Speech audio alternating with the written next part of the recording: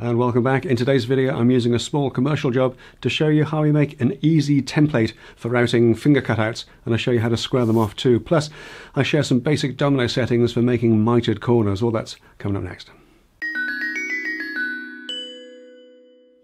So yes, one of the more curious little jobs that I do for my interior designer is to make these kind of serving trays. This one is 750mm by 450 and 80mm deep. Very simply constructed. I make this out of 18mm MRMDF naturally, and as I say 18mm strips. I then run a 6mm 1/4" groove around it, 6mm away from the base. That takes the base of the tray, mitre the corners together, and we'll probably pop a domino in there as well. The whole thing gets glued up, and then once that's dry I set another little piece in flush with the base like that, and the whole thing gets filled and sanded within an inch of its life and then sent out to be sprayed in a jolly glossy colour. I guess, you know, if you're having your whole room or your whole house interior designed, then you might as well have a tray made as well. Why not? One of the things that I have been getting requests for recently though is to have little hand finger cutouts, a bit like a finger pull recess, but all the way through, and they particularly want square corners on this, which makes it a little bit more fiddly. And I just thought I'd take you through the process of that. I do them with a router and a template, very similar to the finger pull, flush finger pull sliding door pulls that I do, and if you follow me on Patreon you'll be familiar with the process as well. But I'll just take you through the way of making the template, because it's a little bit different to what you might be thinking of. So there's nothing particularly clever or magical about this process. I'm just using a template and a template cutter in a router to cut out the shape, and then we just square the corners off with the chisel. But the way I cut my template, normally if you cut a template for this, you try and do it out of the flat piece and trying to get a relatively small cutout. This is 100mm by 25mm. Can be quite fiddly, certainly too small to cut neatly. With a track saw, you could do it with a plunge cutting multi-tool or something like that. I'd prefer to make it with 4 little pieces of scrap. They can be pretty much any size you like, but they do need to be, the edges that connect do need to be square. Because I know how big the hole is that I need to cut out, I can actually just measure and mark these out, because it's 2 long sides at 100mm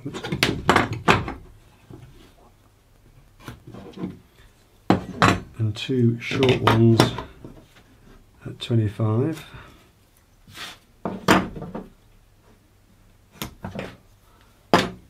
And all we need to do is just take a little bit of glue. We just put a squeeze of, this is just fast setting PVA, nothing fancy. Just put a squeeze of PVA along there, and we line that up carefully against our mark.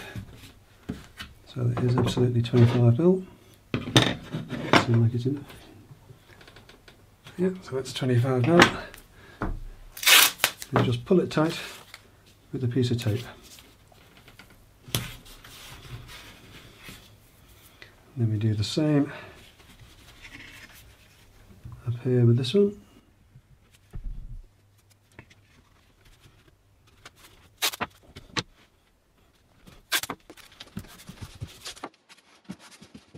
And while it's all together, just flip that over carefully. Put a bit of tape on the back as well.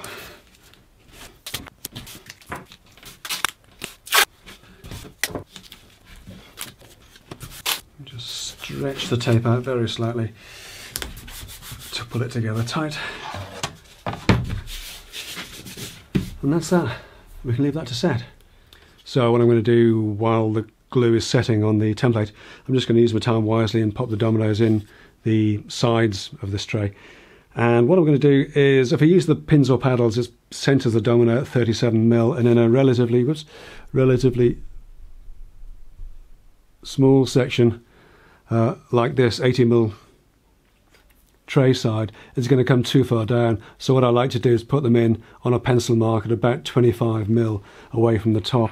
Now if you ever put dominoes into a mitered corner before, you know it can be a bit of a fiddle, a bit of a faff to get the settings exactly right. And what I like to do, the 4x20mm dominoes are really good. I really like those for 12mm, but for 18mm stock like this, I prefer to use the 5x30s. And it can be a bit of a fiddle to get that setting right, because it's very easy to plunge all the way through the mitre to the other side. And my simple way of doing this is to take, on your domino, take the click preset depth stops all the way back out of the way. You loosen off the fence and push it all the way down, and then you cant that over, oops, to 45 degrees and lock it, and you set your plunge depth to 12mm. With those settings set, you can plunge straight into a 45-degree mitre in an 18mm board and use a slightly cut down 5x30mm domino, and it won't blow the joint, and you get a 5mm domino in your 18mm stock in that mitered corner, and it makes for a really good strong joint. I tend to put these at the top only, because obviously at the bottom of these particular trays that I make, I'm just going to zoom you in again, whoops, because at the bottom here, because you've got the base in a groove like that, the whole thing acts like a loose tenon and pulls the whole thing together really tightly with plenty of glue in there and a well clamped up. That won't move, but I just like to have a domino up towards the top edge as well, just to give ourselves a little bit of extra belt and braces.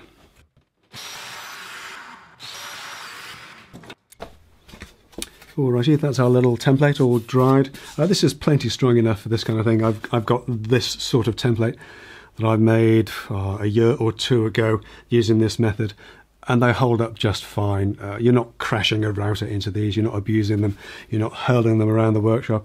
They're just to sit on the workpiece and guide a template bearing guided bit around the cutting space. That's all they're for. So what we've got here is a little sort of jig, a little setup where the workpiece can sit on there nicely. This whole jig's clamped to the workbench, and we'll put the template over that. Normally I'd put a little fence on the back of this, but there's only two of these to do, so I'm just going to line this up by eye. There are pencil marks in there, and that'll work absolutely fine. But what I will do first is I'll drill out some of the waste in here so that the router doesn't have quite so much work to do.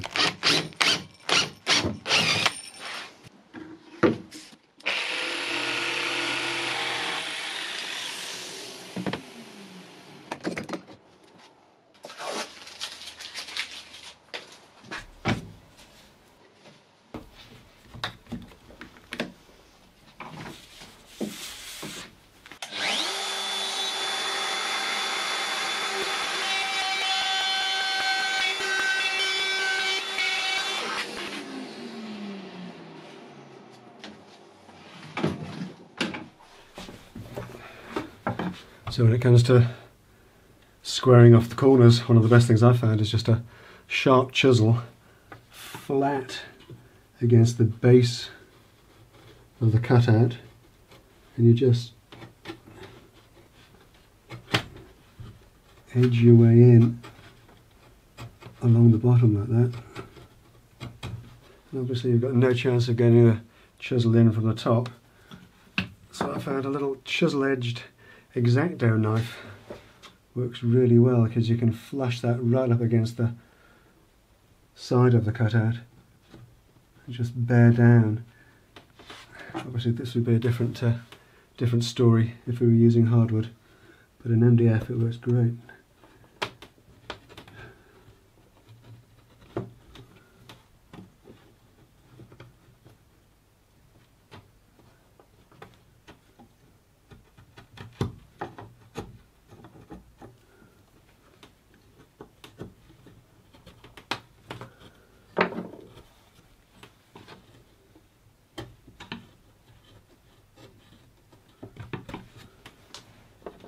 Might need a couple of goes at that because you can't get all the way into the corner from the bottom to start with. And we just finish that off with a little bit of sandpaper wrapped around a block like this. So one of the things you've got to watch out for when you're doing this kind of finishing with a piece of sandpaper on a stick is that you don't round this over. You've got to, you know, we've gone to a lot of effort to try and keep this clean and pristine. You don't want to sort of scoop that out. So what I like to do is just pop a piece of P120 abrasive. That's almost exactly 1/2 mil on the bench. Put your sanding stick over that, and then lift your workpiece up so that it just bears against your sanding stick. And you can take that P120 away, and now you know you've got 1/2 mil of sanding absolutely level with the bench, and there's no chance of you rounding it over or screwing it up. And that really is it as far as the cutouts are concerned. The rest of the job is fairly straightforward. It's a rub down and a glue up.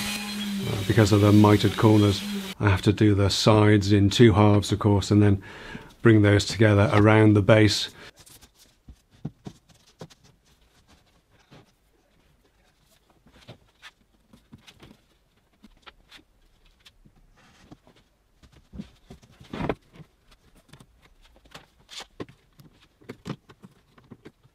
Once the clamps are off and the adhesive set, I can fit the sub base and then sand it and fill it, and sand it and fill it again if it needs it. And after you've done all that, well, then you end up with kind of something like this. You know, simple as that. This goes off to be sprayed, and I will never see it again. That's just the nature of this kind of work. In fact, this one has been collected in about an hour, so I need to get this wrapped up in every sense of the word.